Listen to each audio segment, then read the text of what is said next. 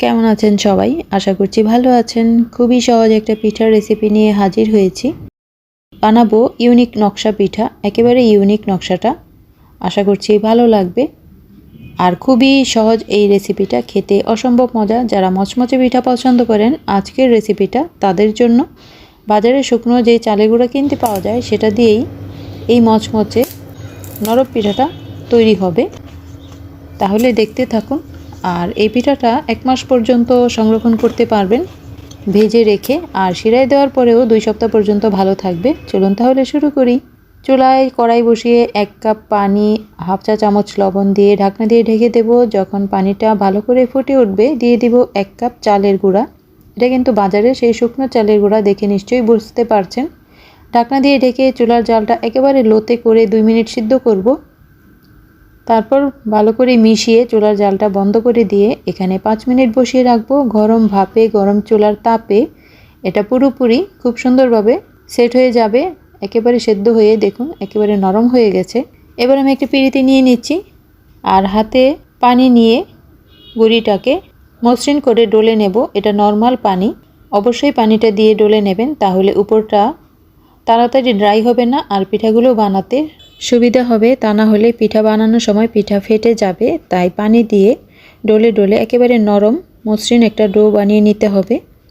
তারপর এখান থেকে পরিমাণ মতো গোলা নিয়ে লতি বানিয়ে নিতে হবে। যেরকম সাইজের পিঠা বানাবেন, তারপর লতিটাকে পেঁচিয়ে 2 সাইড আটকে নেব এভাবে ঘুরিয়ে। এবার একটা শূন নেব, শূন নিয়ে পেঁচানো 2 মাথাকে এভাবে চেপে চেপে ডিজাইনটা তুলে নেব। খুবই সহজ একটা ডিজাইন। আর হাতের কাছে যদি শূন না থাকে সেক্ষেত্রে সাসলিকের কাঠি দিয়েও এই ডিজাইনটা তোলা যায়, অথবা টুথপিক দিয়েও তোলা যায়। তবে টুথপিক চিকন থাকে, তাই সাসলিকের কাঠি দিয়ে করবেন, তাহলে ডিজাইনটা ফুটে উঠবে। অনেকেই আছেন যারা নকশা পিঠার ডিজাইনটা খুব কঠিন মনে হয়, তারা কিন্তু এভাবে বানিয়ে নকশা পিঠার স্বাদ পেতে পারেন। এটা পুরোই নকশা পিঠার স্বাদ গ্রান হবে, শুধু ডিজাইনটা ভিন্ন। আর খুবই সহজ করে বানিয়ে দেখিয়েছি। এটা সবগুলো এভাবে বানিয়ে তেলে ভেজে 1-2 মাস পর্যন্ত রাখতে পারবেন, যদি বেশি করে বানিয়ে সংরক্ষণ করতে চান। তো চুলায় আমি তেল বসিয়ে দিয়েছি। তেলটা গরম হলে মিডিয়াম হিটে ভেজে নিতে হবে। ভেতরটা যেন সিদ্ধ হয় সেরকম করে ভাজবো। বেশি তাপে ভাজলে উপরটা হয়ে যাবে, ভেতরে নরম থাকবে। আর ভেতরে নরম থাকলে কিন্তু পিঠা সংরক্ষণ করতে পারবেন না, পিঠাগুলো নষ্ট হয়ে যাবে। প্রথম ভাজাটা অনেক কড়া করে ভাজবো না, হালকা কালারটা চেঞ্জ হলেই তেল থেকে তুলে পুরোপুরি ঠান্ডা করে তারপরে এয়ারটাইট বক্সে ভরে সংরক্ষণ করতে হবে। আর যখন পুরোপুরি ঠান্ডা হয়ে যাবে দ্বিতীয়বার ভেজে তারপর গুড়ের শিরায় দিতে হবে। তো শিরার জন্য নিয়ে নিলাম 1 কাপ গুড়, পানি দেব আধা কাপ। গুড়টা যখন গলে যাবে, গলে গিয়ে আঠালো হলে চুলাটা বন্ধ করে দেব। অনেক বেশি আঠালো হবে না।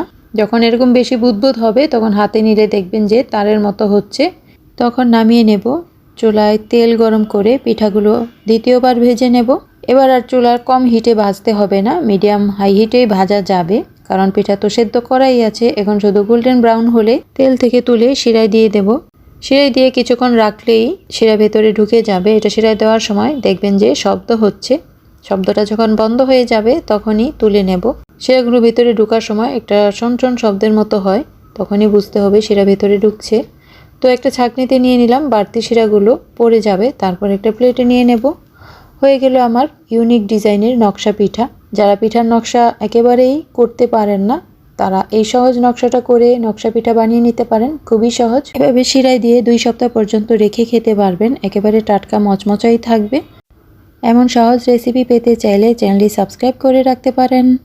পরবর্তী রেসিপিতে আবারও কথা হবে। আল্লাহ হাফেজ।